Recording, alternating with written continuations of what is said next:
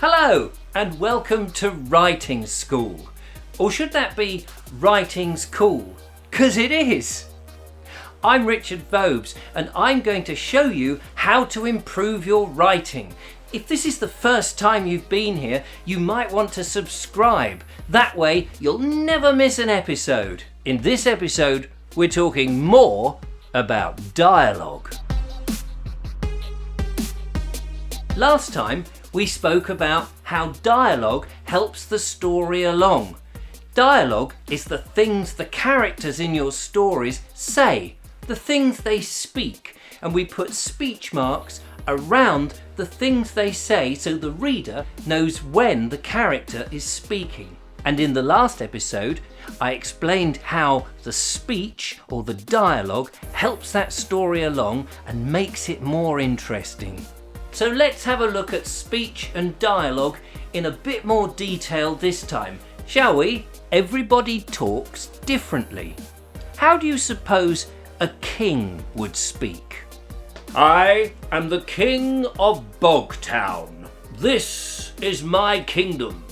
You are my people. I think a king would talk with authority. He would be slow and precise, whereas his minions would talk perhaps faster and be more appeasing.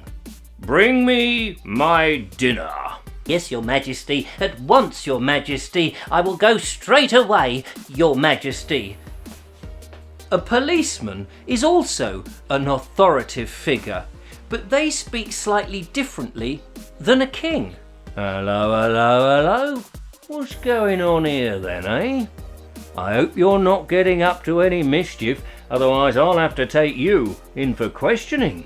Do you see the difference between the king and the policeman?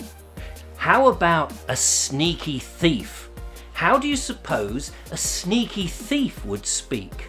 What sort of words would he use? Here, Arthur, are we gonna go up the drain pipe tonight when we do the job? Or we gonna smash the door down and go in through the front? I think a sneaky thief talks differently than a king or a policeman, don't you? When I write characters in my books, I like to act them out. So I get a feel for the character, a feel for his language and the way he speaks. If a character is posh, I like to act him out in a posh way. I say, old chap, what a spiffing day. Absolutely spiffing. It's the sort of perfect day to take one's motor out for a spin, don't you think? But if the character is a bit dense and a bit dim-witted, I like to act out that character to see if I can bring out the sort of lack of mental capacity in his brain.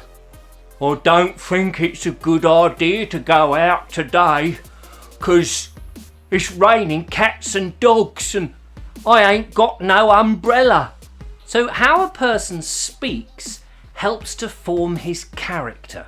Sometimes when writing my books and coming up with a new character, I like to write a monologue. So in other words, I write a whole passage of speech that the character might say. I may not include this in the book, I'm doing this separately, but it helps me form the sort of dialogue that that character would use. For example, supposing I had a character who was a bus conductor or a ticket collector. This is the sort of thing I might come up with for my little separate monologue. Tickets please, come on now, tickets please. This bus is going to Fogtown, Bogtown and Mogtown.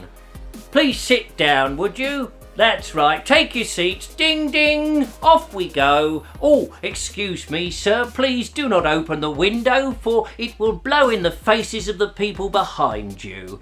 Ding ding.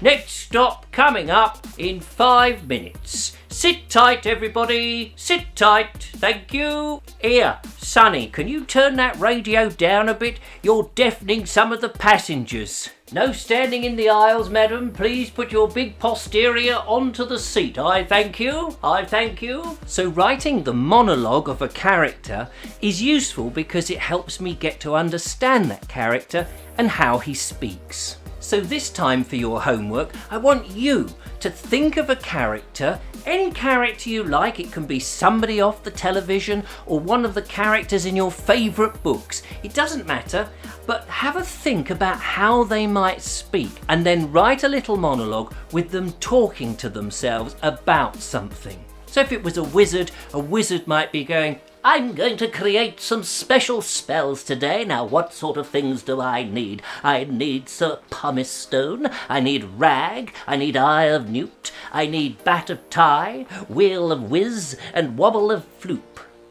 Whatever it might be. You can write your comments in the boxes below and let me know how you get on. I'd love to see them. Well, that's about it for Writing School this time. I hope you'll join me again next time, because this is cool. It's Writing School. Don't forget to give me a big thumbs up if you've enjoyed the video, and if you haven't yet, don't forget to subscribe.